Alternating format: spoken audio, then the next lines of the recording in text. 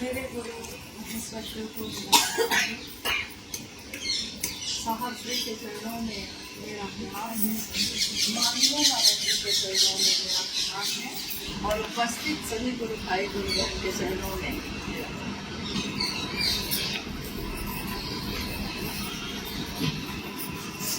मेरा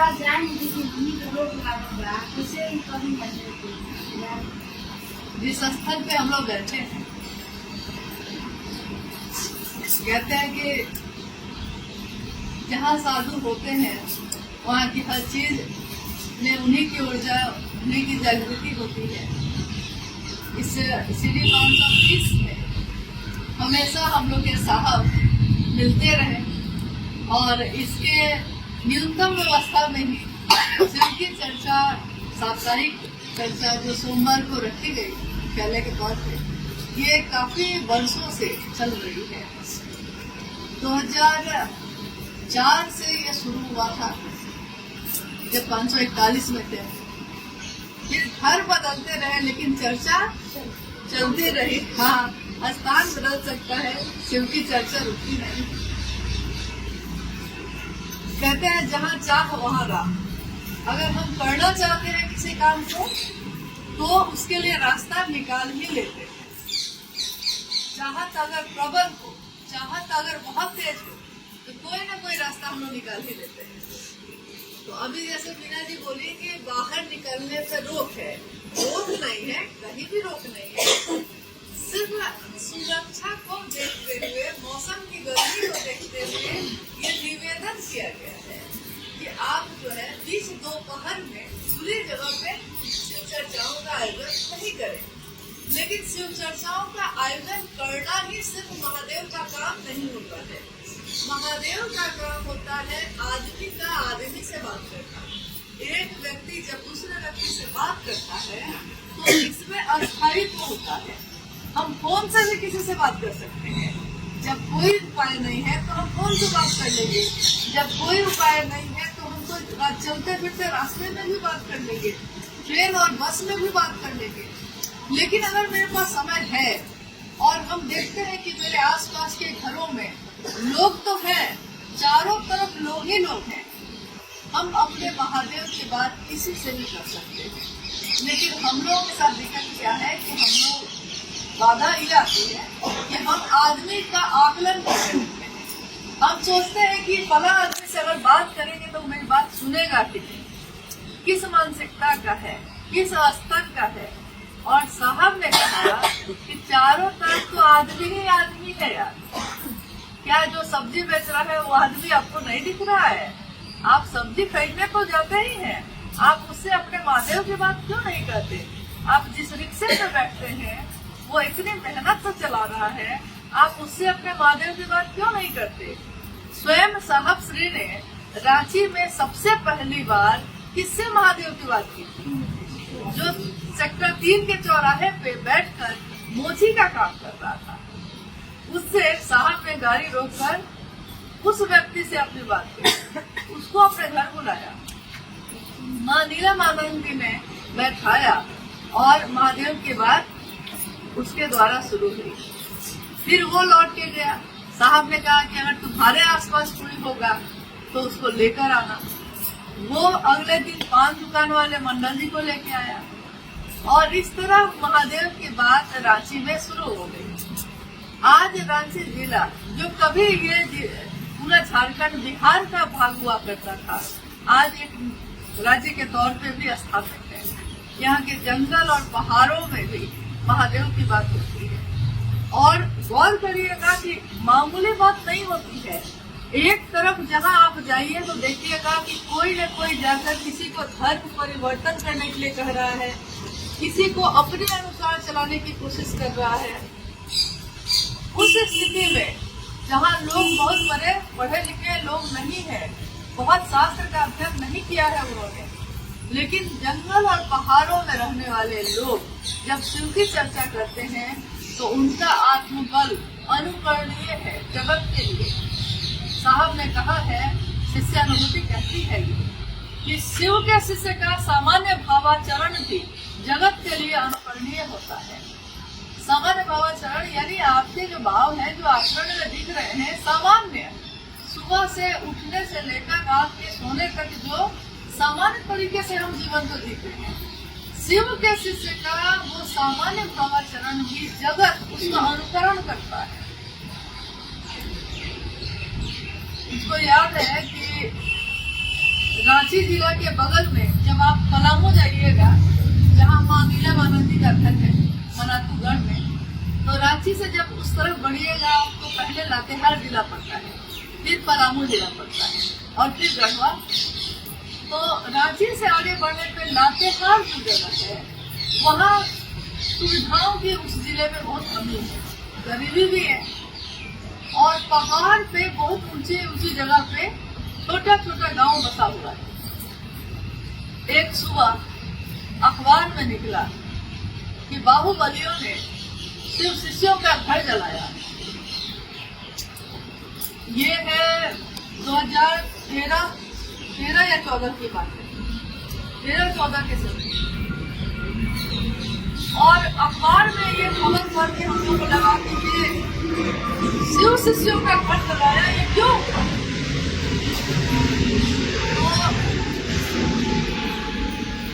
साहब से फोन पे वार्तालाप करके तुरंत ही तैयार होकर हम लोग लातेहार जिले निकल गए।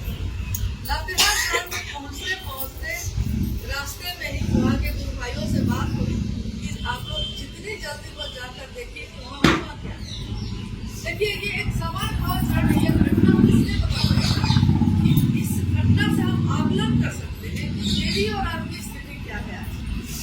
वहाँ पहुंचने पे हम लोगों ने अपनी आंखों से जो देखा, डीसी आवास के बाहर लगभग 100-125 के लगभग में लोग, बारिश का समय था, जुलाई अगस्त का समय था, बारिश हो रही है, और डीसी आवास के बाहर बाउंड्री वाल के पास नींदते हुए अपने बच्चों को, परिवार को अपने साथ लेकर खाली पांव, चप्पल तक नहीं, फटे पुराने कपड़े और भीगते हुए ठिठुरते हुए वो लोग खड़े थे। तब तक पलामू के गुरु भाई लोग वहाँ पहुँच गए थे और उन लोगों ने प्लास्टिक का सेट बना दिया था, खींचकर रस्सी से बांधकर, ताकि कम से कम बारिश का पानी सीधे उनके सर पर नहीं गिरे। जब हम लोग पहुंचे वहाँ तो प्रशासन के सारे लोग वहाँ जमा थे। वीडियो साहब ने कहा कि आप लोग के लोग हैं, ये लोग हम लोग की बात नहीं सुन रहे हैं, लेकिन हम लोगों ने पहले मामला समझना चाहा कि मामला क्या है। पता चला कि जैसे यहाँ के जंगल और पहाड़ में जो आदिवासी गुरु भाई गुरुवान रहते हैं, उनकी संस्कृति है, उनकी सभ्यता है, और ये लोग जो यहाँ खड़े थे, इन लोगों ने शिव को गुरु बनाया था, शिव चर्चा करनी शुरू की थी। जब महादेव का आकर्षण बढ़ता है तो जीवन की दूसरी चीजें अपने आप मन से उतर जाती है। तो हुआ ये कि शुरू में तो इन लोगों को दबाव डालते रहे, लेकिन एक ऐसा भी समय आया जब ये लोग बिल्कुल तैयार नहीं हुए। यहाँ तक इन लोगों ने कहा कि हम लोग पैसा उसमें सहयोग करेंगे, लेकिन हम लोग अभी सब काम करने नहीं जाएंगे। तब गुस्से में, क्रोध में उन लोगों ने आधी रात के समय इन सभी लोगों के घरों पे धावा बोला, आग लगा दी।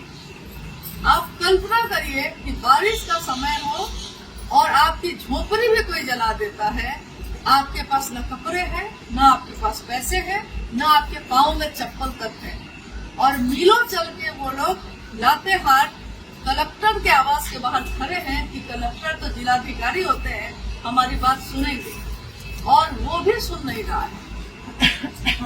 गारू प्रखंड की ये घटना है। हम लोग जब पहुंचे, हम लोगों ने उन लोगों से बात की और ये समझाने की कोशिश की, चलिए हम लोग मदद करेंगे, आप लोग आपस में समझौता कर लीजिए, क्योंकि घर तो नहीं छोड़ सकते ना, घर थोड़े छोड़ देता है लोग इतनी जल्दी। तो आखिर ऐसी क्या बात है जो आप समझौता नहीं कर सकते? तो ये जो गुरु भाई गुरुवान खड़े थे, इन लोगों ने कहा, आज भी उस गुरु भाई की आवाज या उसके शब्द आज भी उतने ही आता है। उसने कहा कि हम लोग इसके लिए तैयार थे, लेकिन उन लोगों ने कहा कि नहीं, अब हम तुम लोग को तब शामिल करेंगे जब तुम लोग शिव चर्चा छोड़ के आओगे, शिव शिष्यता छोड़कर, तब हम लोगों में शामिल होंगे, तब हम लोग अब घर में बसने देंगे। और वो गुरु भाई ये बोलकर कह रहे हैं कि ये कैसे होता देखिए, हम महादेव को कैसे छोड़ सकते थे, हम शिव की चर्चा करना कैसे छोड़ सकते हैं। आप सोचिए कि उस स्थिति में खड़े होकर वो व्यक्ति, वो गुरु भाई बोल रहा है जिसका सब कुछ लुट गया है, कुछ भी बाकी नहीं है, और तब वो बोल रहा है और आत्मबल के साथ बोल रहा है। ये कैसे होगा कि महादेव को हम छोड़ेंगे। यहाँ हम लोग गुरु भाई गाते हैं ना, तेरे कदमों में गिर जाए मर जाए हम, इस तरह हमारी मिट्टी ठिकाने लगे, उनसे एक पल में कैसे बिछड़ जाए हम, जिनसे मिलने में हमको जमाने लगे। तो देखिए, ये सुनकर हम लोग सारे लोग क्या पूरा सवाल है।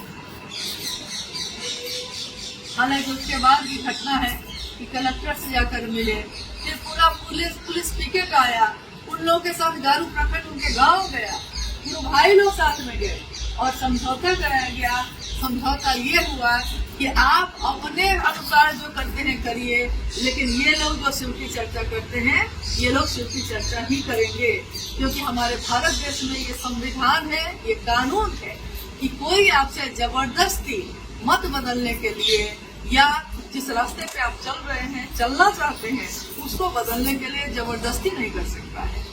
ये कानून है, कानूनन ये गलत है।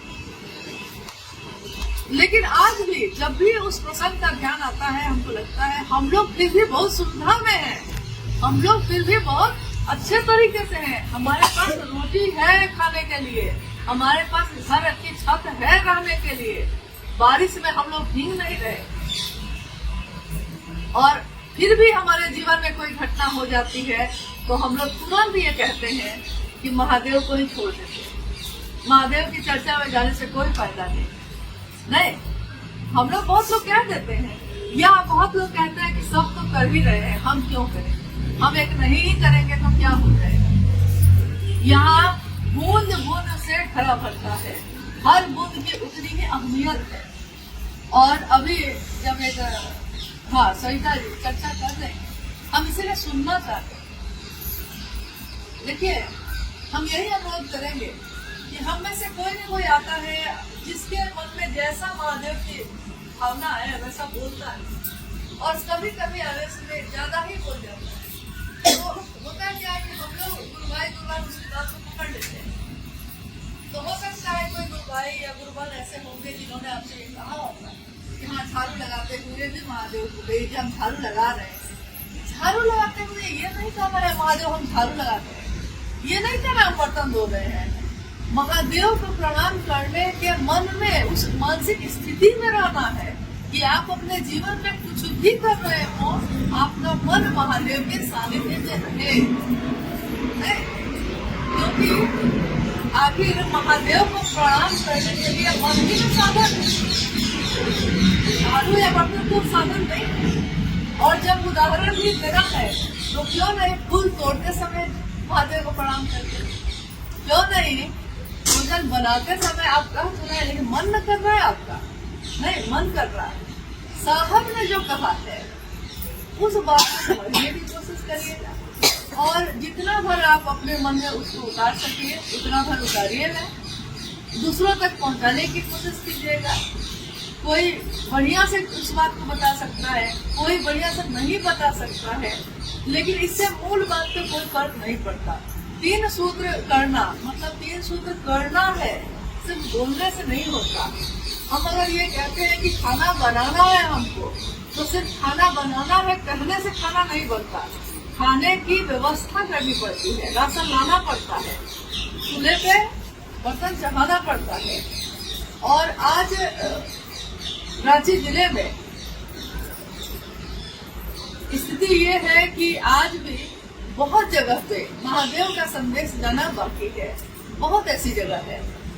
तो जिसका जो सामर्थ्य है उतना भर भी अगर कर लेगा तो महादेव का काम बहुत ज्यादा बढ़ जाएगा। अभी जून का महीना चल रहा है, 17 जून को हम लोगों की दीदी मीरा आनंद जी की पुण्यतिथि है। और उसके बाद तब तक बारिश का समय शुरू हो जाता है। तो सभी से उसे से वृक्षारोपण भी करते हैं। और इसी सिटी कॉन्फ्रेंस में बहुत बार ऐसा हुआ है कि कभी गरीब बच्चों के लिए भी कक्षाएं चलती रही और मुझको अभी सारी चीजें याद आ रही है कि कैसे 4-5 गुरुमान जो बहुत वृद्ध थी, उन लोगों ने कहा कि बच्चों को ही सिर्फ पढ़ाइएगा, हम लोग को नहीं। तो वो लोग भी आकर पढ़ रहे थे। ज्ञान की कोई उम्र नहीं होती, शिक्षा की कोई उम्र नहीं होती। और उस समय उन्होंने क ख ग घ अ आ सीखा था। शिशु शिक्षा संवर्धन के नाम से वो ये भी सीखी थी।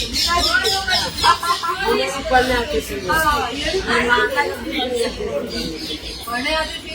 और बच्चे जो बस्तियों में रहते थे वो लोग भी बहुत खुशी मन से, हाँ, बहुत अच्छे मन से पढ़ते थे। और कभी कभी साहब भी समय देते थे। साहब आके यही इसी जगह पे बैठे रहते और बच्चे और गुरुभाई गुरुवार पे आ जाते। साहब के तरफ से समोसा भी खाई जाता। तो जब हम अचानक सोचे कि जाते हैं आज चर्चा में निकल ही नहीं पाते हैं, समय का ही अभाव हो गया है। तो निकलने लगे तो याद आया कि खाली हाथ कैसे जाएंगे, क्योंकि साहब तो हमेशा बनाए संजय से सीतामढ़ी से मिठाई आई। सोचे कि यही ले चलते हैं, इसी का टुकड़ा कर लेंगे।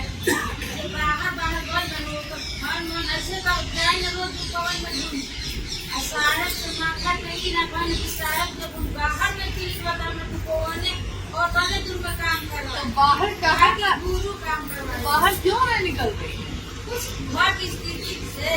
अच्छा अच्छा, महादेव की दया महादेवी काली की बाहर में कोई बंदे हजारे ये काम करे ना दी होता।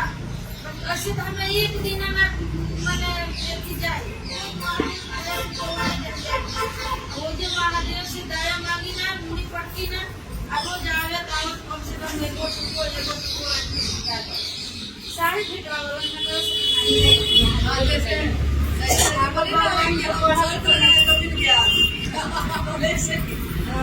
बढ़िया की महादेव को आदत हो गई है। जब तक शर्त नहीं लगाता है सुनता नहीं है। शर्त लगाकर उनकी बात सुने।